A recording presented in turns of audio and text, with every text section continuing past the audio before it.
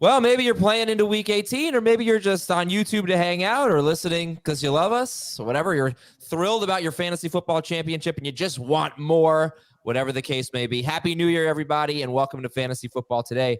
On January 2nd, it's Adam, Dave, and Jamie, and we're giving you the waiver wire priorities. And a lot of it's going to be about who is not playing. Which 49ers running back are you going to be able to rely on against the Rams? Which Rams running back are you going to be able to rely on?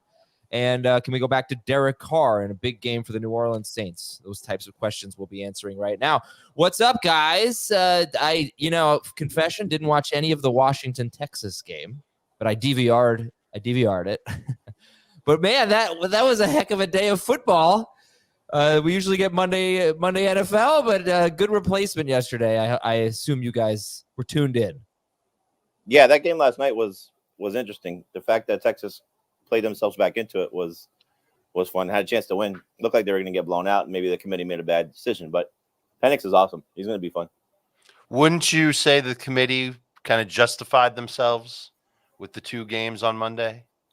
I mean, the way that Texas rallied, I would say yes. But the way that game, third quarter, it felt like maybe Georgia should have been in there at that point. But yeah, the first game was great. First game was great. I mean, that's the thing. It's very possible that Georgia's still the best team in the country. Yes. So that's why I never bought the whole, well, you got to award the four best teams argument when they were talking about Florida State, because I think probably anyone thought that Georgia was actually better than at least Washington and Texas, but I get whatever. It's a topic for another day. Anyway, it was just great. I did want Florida State in. That's what I'm saying. I didn't think they were one of the four best teams, but I never bought that argument because I think Georgia was one of the four best teams and nobody was putting Georgia in. That's all I was saying. Okay. But, look, I just happy that we had some great football yesterday. That Michigan game was super fun, super fun ending. All right, anyway, let's get to the topic of today's show. Tomorrow we'll talk a little bit about 2024 as we're working on our 2024 rankings, and we'll have starts and sits for you throughout the week as well. Jamie, who are the top three priorities on the waiver wire this week? That's a great question. The top three should probably be I went a little bit different with the waiver wire column today because usually we go with the 65% number or cutoff line. I mean, if Zamir White is still out there, he should be the number one guy to go get. Zach Charbonnet, if he's out there, go get him because Ken Walker's probably not playing. Khalil Herbert, obviously, if he's available, go get him. So those would be the top three if you're looking at it. But if you want to go with the deeper leagues and who could be available, Pierre Strong is looking like the main running back for the Browns. Jordan Mason, I expect to be the main running back for the Niners. Receivers, DeMarcus Robinson is probably going to still play for the Rams, I would guess. I don't think he's somebody that they'll sit. Greg Dortch, if you want to go a little bit deeper, just for those type of leagues. And then maybe Bo Melton. I don't expect to see, at this point at least, Christian Watson or Dontavian Wicks or probably the best receiver there for the Packers, Jayden Reed. So it's kind of all over the place. I don't think there's really a top three, to be honest with you. I wouldn't be surprised to see Christian Watson. Watching his warm-ups before the Minnesota game, looked like he wasn't that far away, and that is a big game for them. They need to win to get into the playoffs. So, obviously it doesn't matter, right? I mean, go ahead and make your waiver claims as if Christian Watson and Jayden Reed are not going to play. If you're playing this week, it means you're facing one other person, so you can always pivot. And then I don't know. Maybe, did you mention Mason Rudolph? I didn't say any quarterbacks. Well, because he could be facing backups by the second half, if not the entire game, and that just means they'll run the ball. He's played well his last two games. Fantasy points weren't there because they just kept rushing for touchdowns, but he had a good game at Seattle. Yeah, it's going to be a fun offseason for the Steelers if Mason Rudolph gets them into the playoffs and they maybe win a game, because he's looked much better in his two games than Kenny Pickett has really in probably 2 years. I think that we won't do the top three at each position this week. We'll just go through each position. But Dave, do you want to give your priorities? Yeah, I don't have any wide receivers on my list because I think that, first of all, there's a lot of uncertainty this week. There's a lot of players that we think will play. There's 5 teams that could rest their players and more that could start resting their starters if they build a lead or if they hear about other teams that affect their playoff status building a lead. So I don't have any wide receivers in my top 3 because I think there are a lot of wide receivers that are out there that you can go and pick up, maybe even on your second run through of waivers. I agree that Zamir White should be the number 1 guy. He's available in 36% of the leagues. But otherwise, I'm going with Saints because I know they're going to play. And their starters are going to have something to play for, and they're going to be out there a lot. I've got Juwan Johnson at the top of the list. I've got Jamal Williams next, assuming there's no Alvin Kamara. And then Derek Carr is after that. But if I had to make a top 3, Carr would be out. Zamir White would be in. So White, Juwan Johnson, Jamal Williams. Okay, Alvin Kamara does have a chance to play this week, so hopeful there. That's a big game for the Saints. They need a win and a Buccaneers loss, and then they will get the division. We'll keep you updated on who's not playing for anything and who's going to be resting starters. We'll do that in a moment. Please vote for us at sportspodcastawards.com. Go to sportspodcastawards.com. There's also a QR code. You can do the QR code here if you're on YouTube, youtube.com/fantasyfootball today. But sportspodcastawards.com, and we are in the fantasy betting and gaming category. And just please vote for fantasy football today. I actually don't even know when voting ends, so I'm just going to tell you over and over again. See, you're showing it. You got a screenshot here. It'll be May, and you'll be like Sports Podcast Awards. Look, over already. See this screenshot here of us? This is Schaefer's computer. Didn't even vote for us. Yeah. Oh, damn. It would say voted like it does on my computer. No, it's probably a different browser. Good for him for keeping it fresh. All right, news and notes. Baker Mayfield has rib soreness, but he's expected to play at Carolina. Again, they need to win that game. If they win that game, they win the division. Tampa Bay. Minnesota has not publicly named a Week 18 starter yet, but Nick Mullins, I mean, I feel like Nick Mullins would be pretty interesting, right? If it's him at Detroit, who could be rested. Yeah, I mean, that's how I have it ranked. I didn't put him in the waiver wire column, but I can't imagine that they don't play Mullins. I mean, Jaron Hall was awful, unless they go back to Dobbs. It felt like when Hockenson got hurt that there was some rumblings in Minnesota that they just want to lose and get a little bit better draft pick. And we've got a lot more quarterback news. Taylor Heineke has an ankle injury for the Falcons.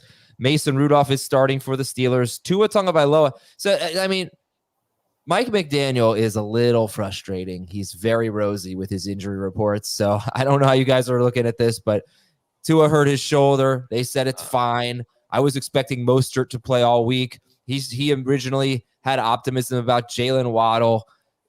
So I don't know what to make of it, but as of now, Tua is fine. His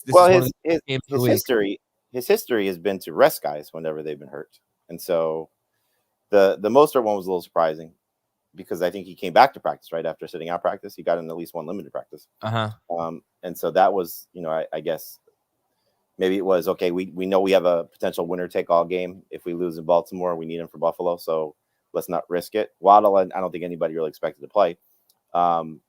Tua, I didn't really view it as him leaving the game because he was injured. At that point they were getting blown out. But the other side of it, you say he's rosy with his injuries. He's got a track record of leaving guys in games too long.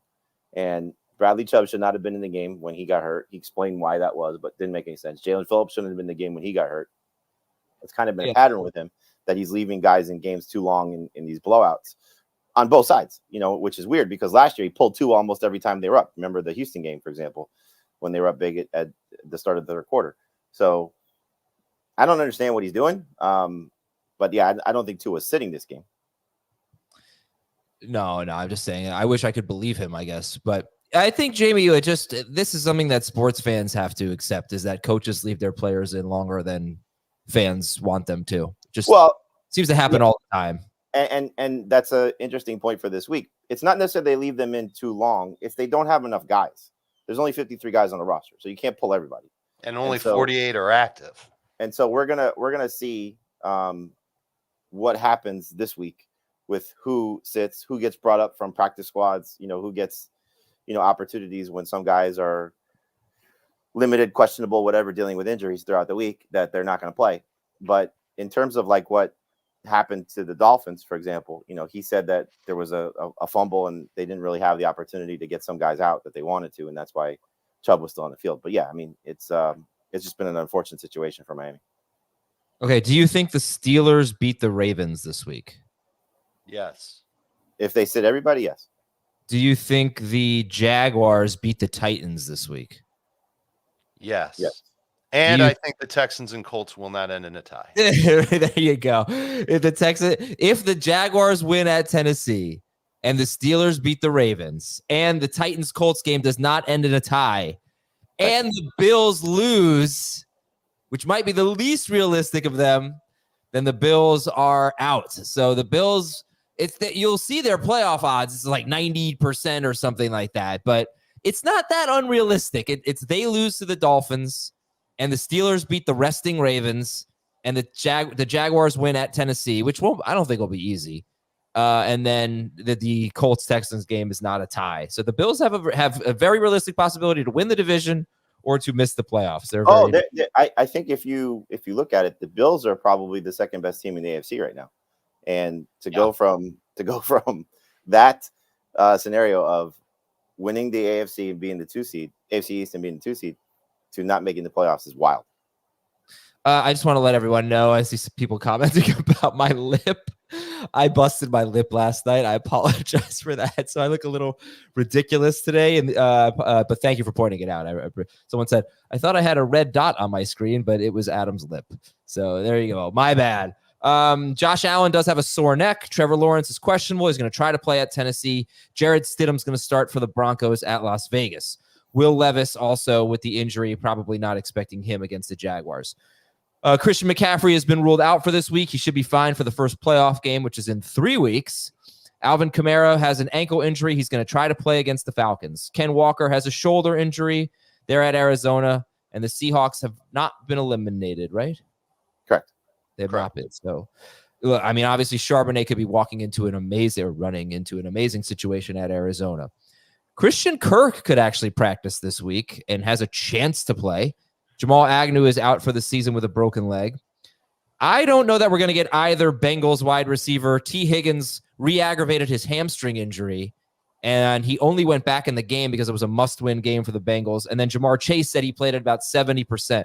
So they're facing Cleveland. That could be a lot of backups in that game, Cincinnati and Cleveland. Devontae Smith has an ankle injury.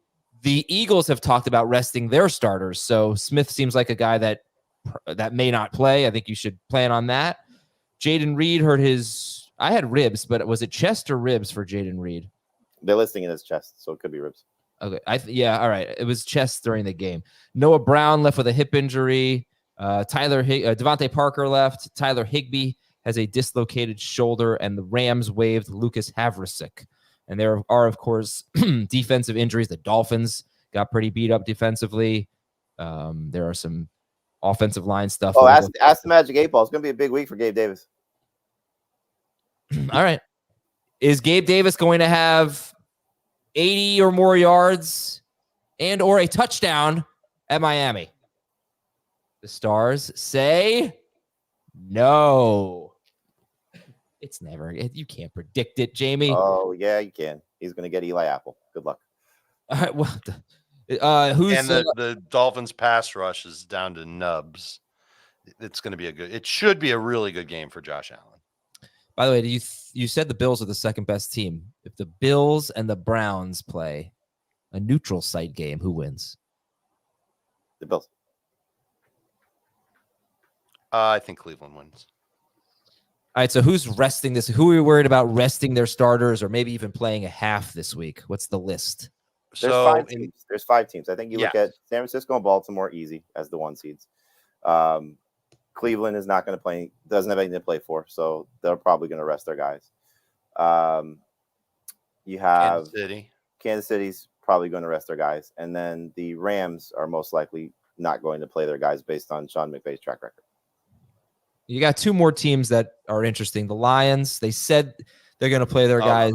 They're playing. At a full game. Okay. And then the Eagles, who Nick Sirianni already acknowledged he could rest some guys. Dan Campbell said 2 weeks ago that he planned on keeping his starters in there, and he reiterated again after the loss against Dallas. So I would expect a majority of action, if not 4 full quarters, from the Lions starters. I think there's a chance. Andy Reid said he hasn't figured out yet what he's going to do with the starters, but the way that the offense has been not great in Kansas City. It wouldn't surprise me if we saw Patrick Mahomes and company play until they score a touchdown. So there might be a little bit of them. Remember, that's a team that always plays their starters in the preseason.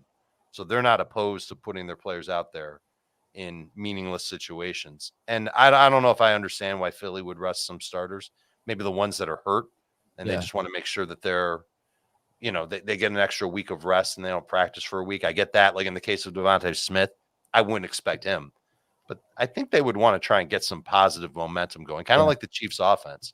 Well, I think it'll be tough for them, though, because I think the Giants are going to give them a game. Well, that's the thing. I think in the case you brought it up earlier, that they might be scoreboard watching. So if they see that the Cowboys are ahead, then they start pulling guys. Makes sense. Right. If the Cowboys win, they're playing the Commanders. If the Cowboys win, they get the division. If the Cowboys lose and the Eagles win, then the Eagles get the division. And it looks like odds are we'll go, I believe, 20 straight years, maybe 19 straight years without a repeat division winner in the NFC East. One of my favorite quirks stats in the NFL. It's unbelievable. But all you have to do is look back to last year. If you recall, the Cowboys faced the Commanders. It was the opposite, right? The Eagles needed to win, and the Cowboys could have won the division. If they won and the Eagles lost, the Eagles were facing the Giants' backups, and they almost lost. They played horribly in that game. Jalen Hurts is coming back and wasn't healthy. But the Cowboys lost 26-6 to the Commanders. It's just an embarrassing loss in Week 18 last year, and it didn't matter. They went out and blew out the Buccaneers the next week. But anything can happen. The Eagles are very much alive for the NFC East. They win and the Cowboys lose, and they get it. All right, we'll take a break, and when we come back, we'll get into the waiver wire right after this on Fantasy Football Today.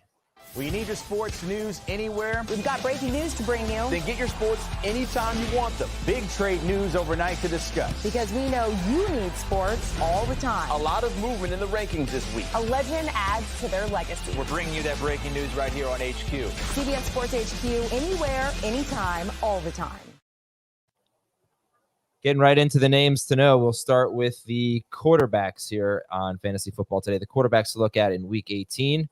And Jamie's list is Derek Carr, 65% rostered, facing Atlanta. Tyrod Taylor against the Eagles. Mason Rudolph at Baltimore. And Gardner Minshew against Houston. Does that sound right? Yes, you know how to read it. Yeah, I did my own version before I got yours. I wanted to make sure I didn't confuse the two. But Derek Carr, Tyrod Taylor, Mason Rudolph, and Gardner Minshew. How much do you like Carr this week, Jamie? I mean, he's almost a top 5 quarterback. It's based on who's not playing, but he's top 10 guy. 19.5 points or more in 3 straight games. I know Atlanta's defense has played better probably than people think, and they've been pretty good against quarterbacks. Justin Fields did what he did last week, but a lot of that was with the legs too. Dave said it. The Saints have a lot to play for. I think. You're seeing guys emerge. Last week was a bad week for Olave and Shaheed, and Juwan Johnson was fantastic. Taysom Hill caught a touchdown. He was bad against the Falcons the first time these two teams met, but still threw for over 300 yards.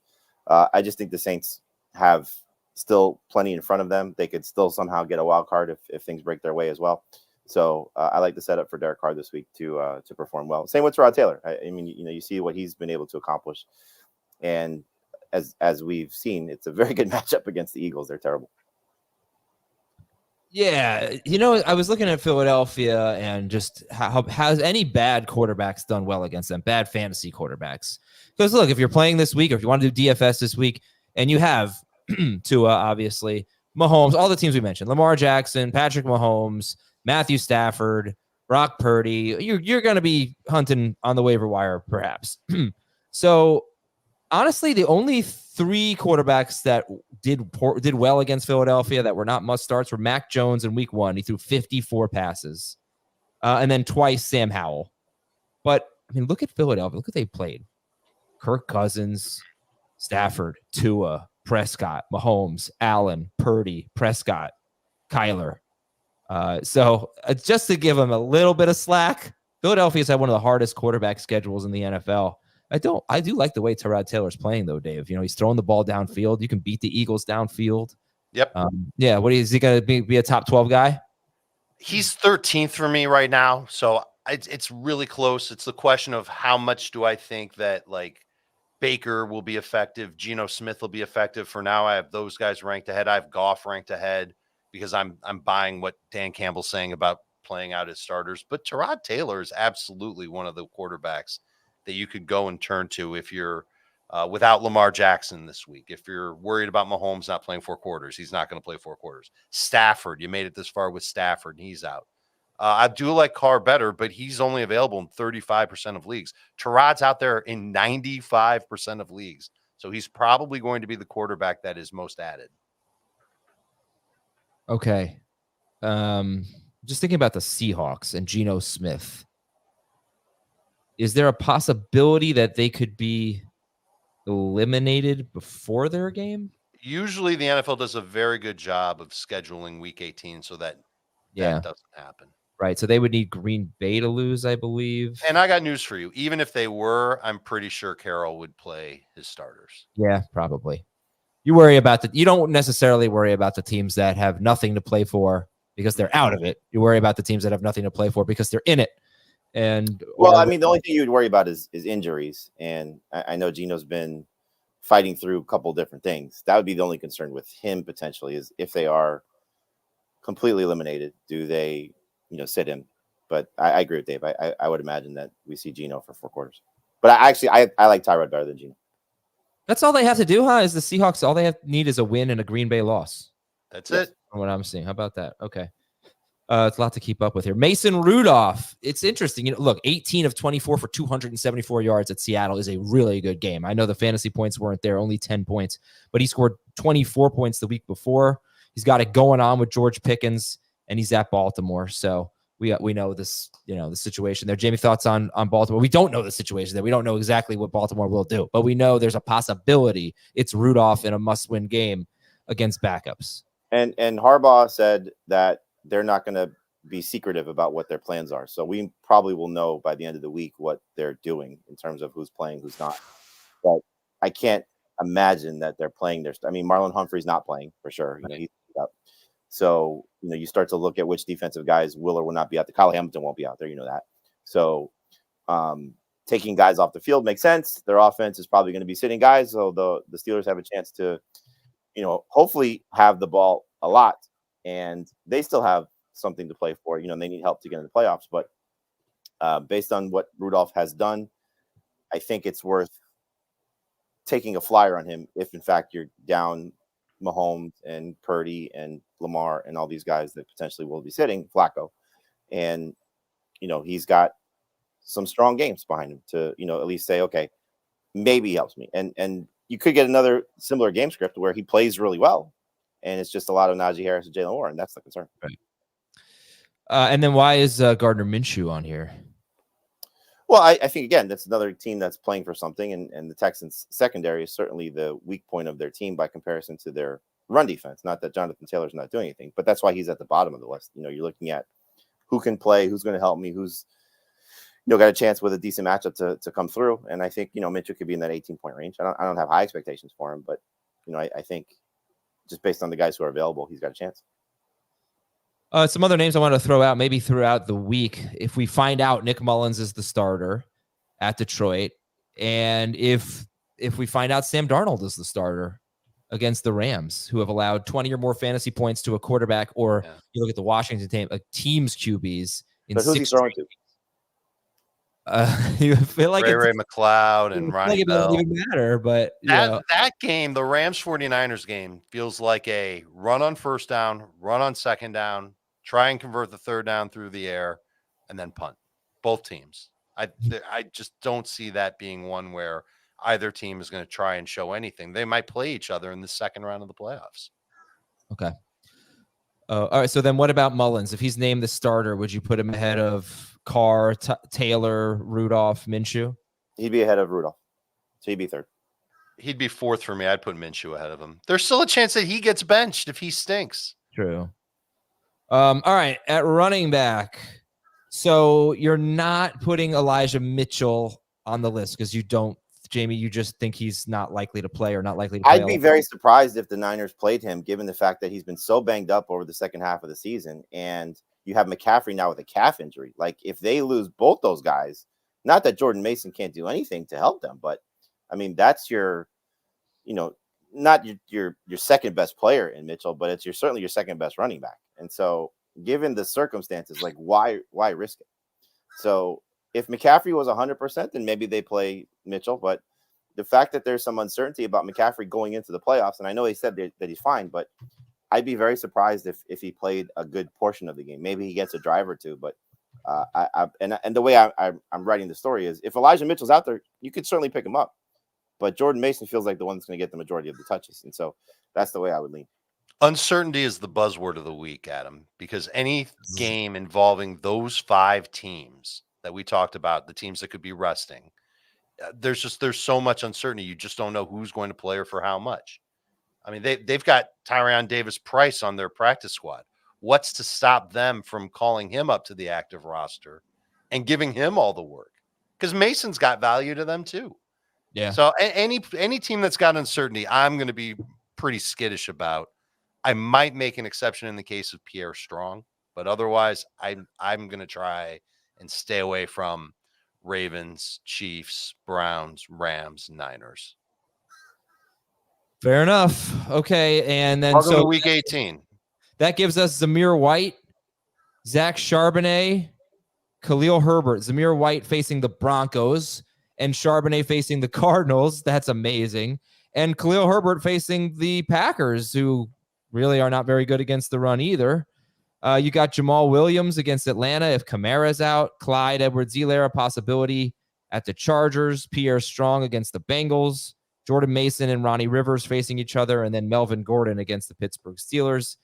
But do you feel strongly about the order, Jamie, of Zamir White, Zach Charbonnet, Khalil Herbert, and Jamal Williams?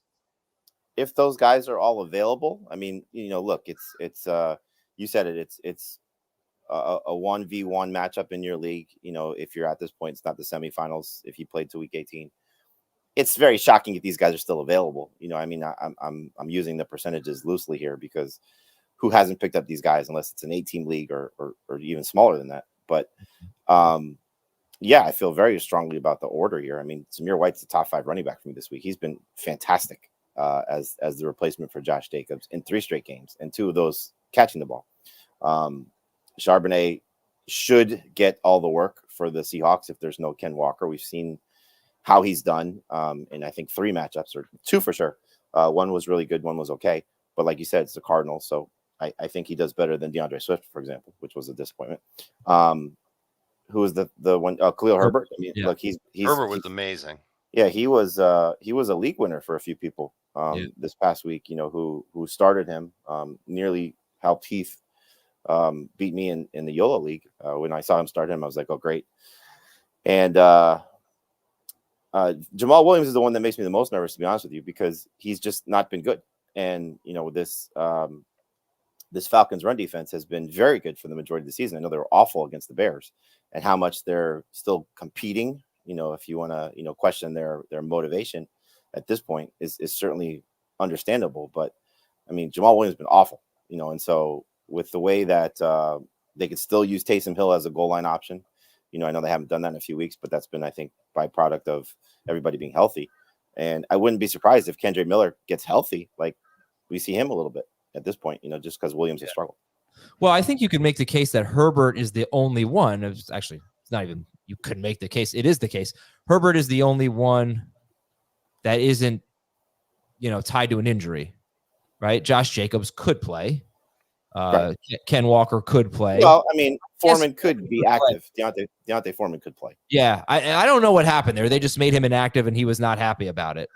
But you're right. I mean, that was their roster, their lineup in the beginning of the season. Remember, Foreman played week 1 and wasn't active for, I think it was 4 straight games. And then Herbert had the ankle injury, and all of a sudden Foreman was their guy. So, it just makes sense that he's not part of their future. So I guess I shouldn't have said it like that, because Foreman definitely could creep back in there. We don't know. There's unpredictability with this team. No, but you're right. You're right in terms of who's dealing with other guys. Yeah, if Jacobs plays, there's no way you're trusting Zamir White. But why would Jacobs play at this point? Well, as Adam likes to say, if he's healthy, they're not going to sit him, I don't think. I feel like that's Antonio. If I could gather anything from Antonio Pierce, I feel like if Jacobs is healthy, they're going to play him. But I don't think it's the same Josh Jacobs because of what Zamir White has done. Like, and Pierce said it. There was a story in the Athletic last week that he's playing. White is playing. So it's not like it's Jacobs getting 95% of the touches. It might be 80-20, but he's still going to play Zamir White to some extent. The only running back that we've talked about in the last 3 minutes that might even be available in most leagues is Williams, though, because everybody else, that's why I didn't mention them. I mentioned Zamir White because he's available literally 36%. It's percentage points ahead of Herbert and way more than Charbonnet as far as availability goes. Yeah. Herbert, by the way, I'm looking at his game log, his career game log. He has 9 games with 18 or more carries. He's been over 100 yards in 5 of them, 97 or more yards in 6 of them. He's averaged more than 4 yards per carry in 8 of those 9 games. Every time he gets work, he produces. I know there's more to it than that of why he's not on the field more and why they don't trust him, but I get it. But he's just so interesting because he's been a really, really efficient, really good runner in his NFL career. All right. So the other names, it was just a review. Zamir White, Zach Charbonnet, Khalil Herbert, Jamal Williams, Clyde, Pierre Strong, Jordan Mason, Ronnie Rivers, and Melvin Gordon. Yeah. And really it's, the focal point should be on the latter part of that list, because those are the ones that you might be deciding on if you're playing this week and DFS options for this week. So Pierre Strong looks like he's going to get the majority of work in Cleveland. Kareem Hunt's been on the injury report every week. Why would they risk Jerome Ford, with what their backfield looks like? So those guys are probably sitting. And again, what's the Bengals' motivation? You already mentioned about what the receivers might do. They lost DJ Reader, and so this run defense has really been abysmal for 3 straight games.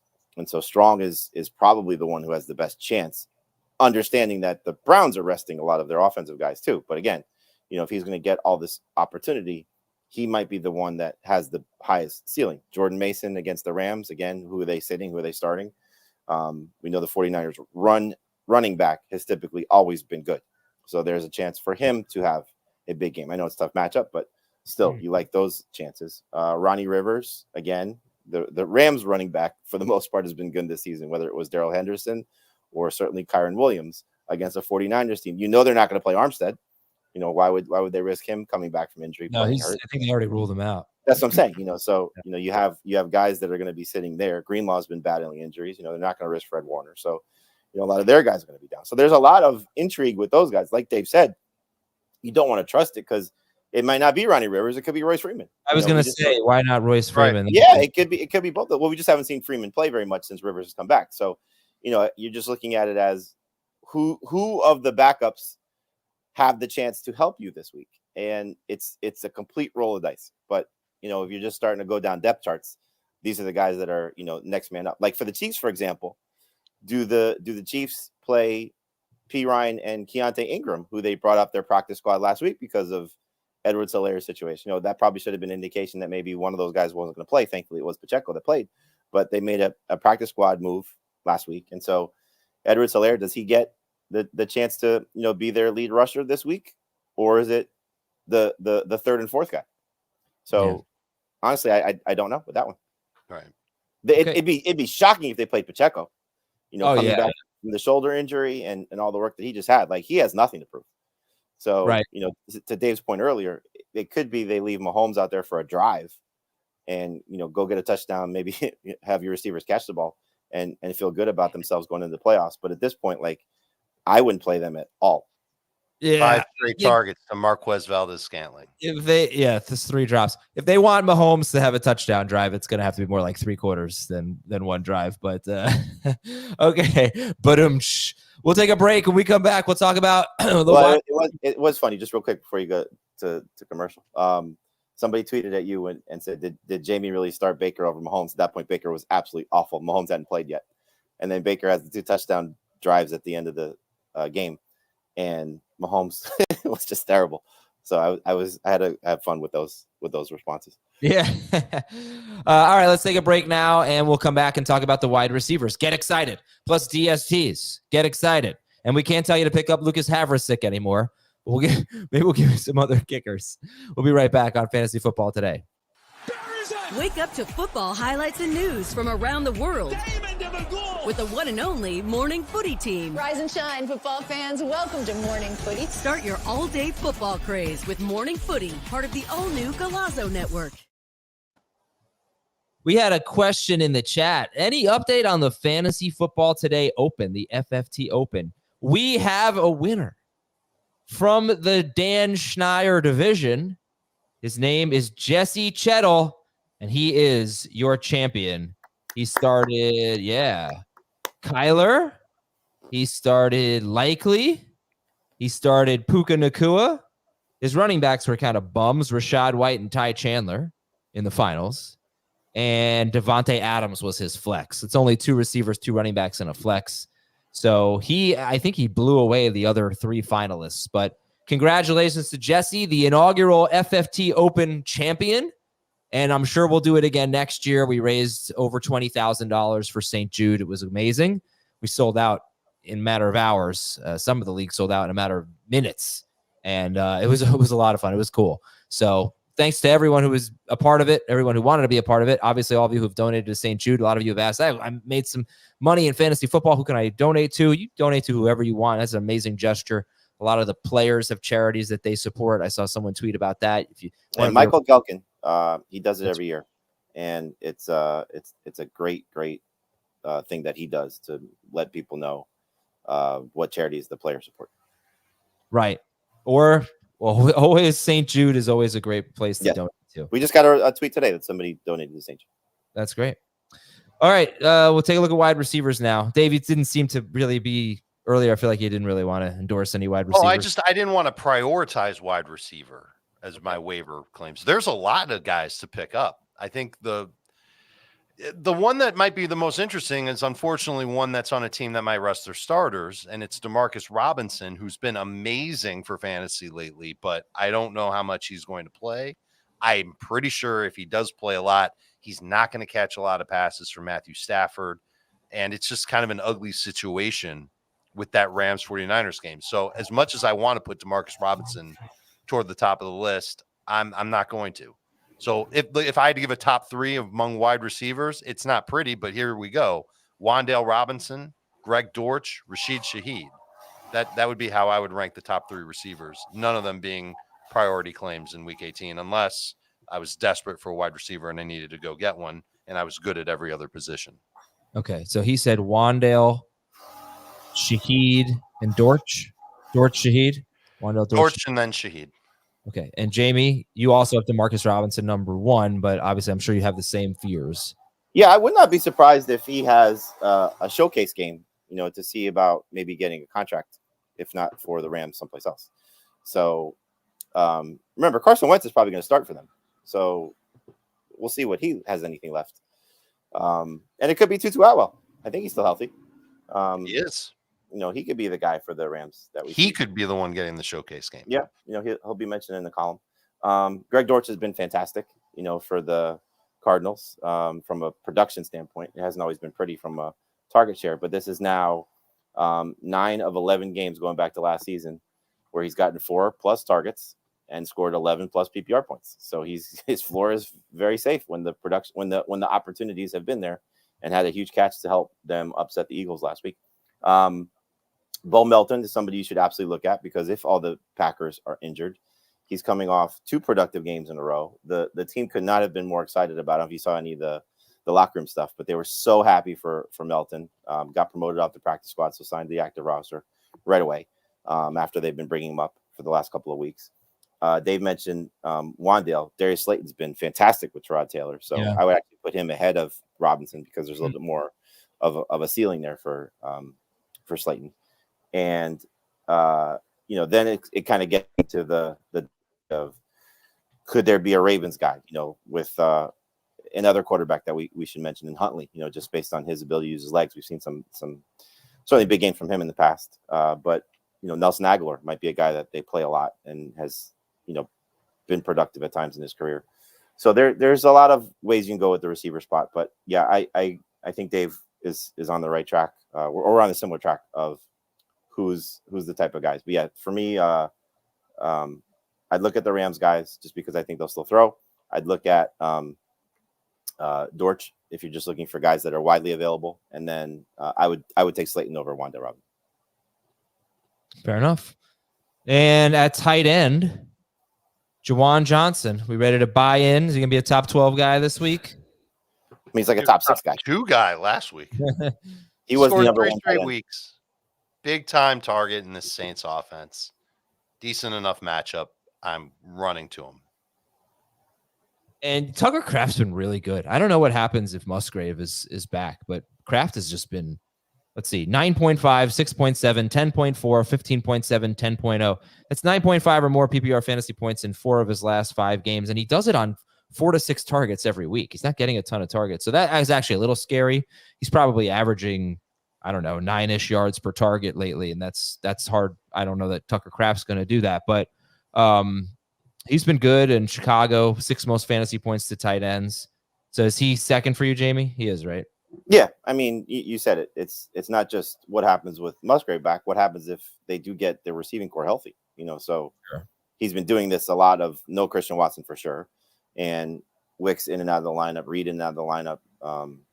Dobbs has kind of been the steady Eddie, but not that he's a big detractor at this point. But yeah, there's a lot of moving parts with it for sure.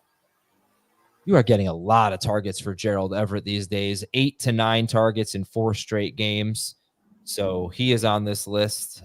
He was dud last week, which sucks. I think a lot of people are relying on him. Yeah, he was, but it still had 7.7 PPR fantasy points in PP. It's not terrible, but it's that's terrible. 8 or 9 targets. On 9 targets. It's really bad. It's 4 straight games with at least 8 targets. But that might be his floor right now, as long as Keenan Allen remains out. So Gerald Everett's interesting, and then Johnny Munt had a good game for the Vikings and faces Detroit. It's weird. Detroit all year long, they've been bad against tight ends, but if you just look at fantasy points allowed, they're 24th right now. There are only 3 tight ends that have scored double-digit PPR fantasy points against the Lions all year long. They're one of those that if you played team tight end, yeah, you'd be very happy against Lions. Right, only 3 of them, and one of them was Taysom Hill, and he had 59 rushing yards and a rushing touchdown.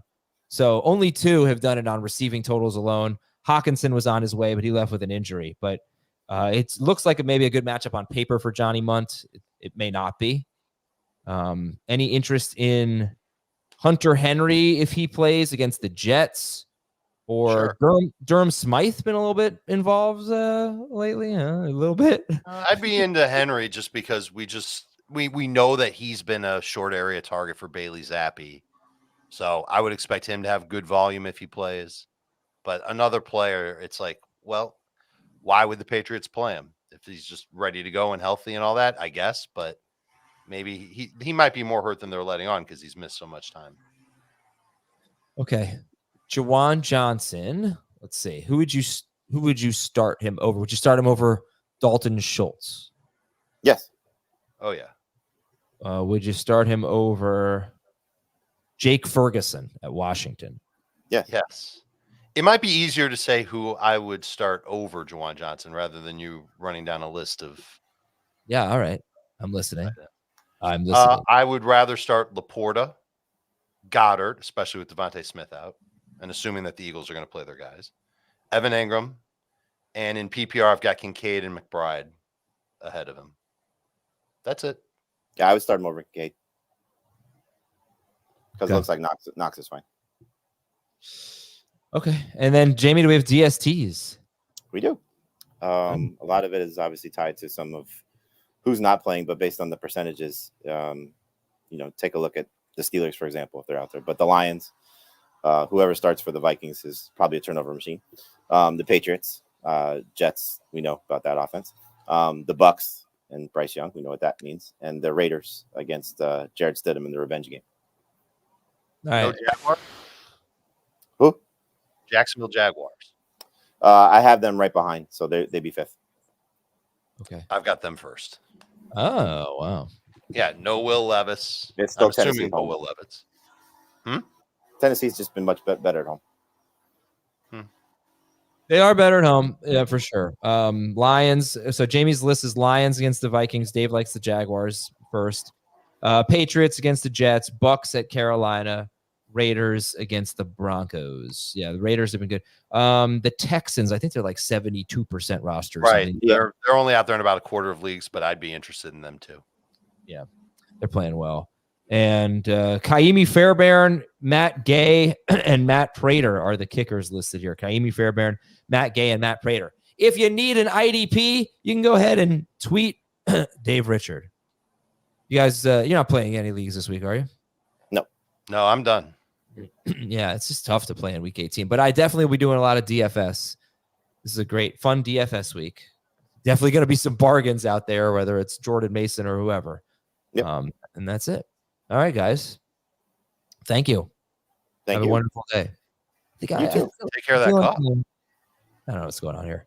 Take care of that. I think I'm going to go get some bagels. Today feels like a bagel. That face. You go to a bagel store. What do you get? Like, what's your bagel? A bagel.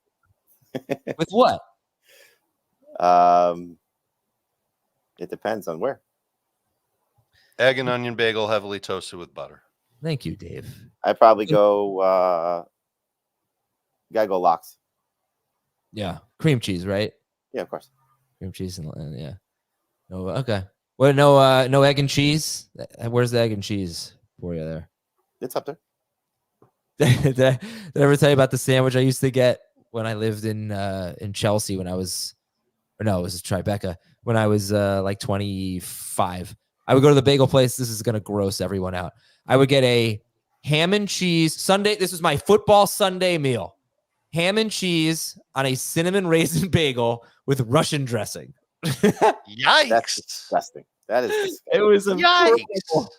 It was incredible. It was like everything I loved, I just combined. I love Russian dressing. I love ham and cheese. I love a cinnamon raisin bagel. And I put them all together every Sunday. It was freaking delicious. They must have been talking smack about you every time you walked out the door. Yeah, they should have made it like the Atom. Put it on the menu. They should have called it the nausea. They should have called it the outum. The outum. All right. That's it for us. Thanks for watching, everybody. Thanks for listening. We'll talk to you tomorrow on Fantasy Football Today.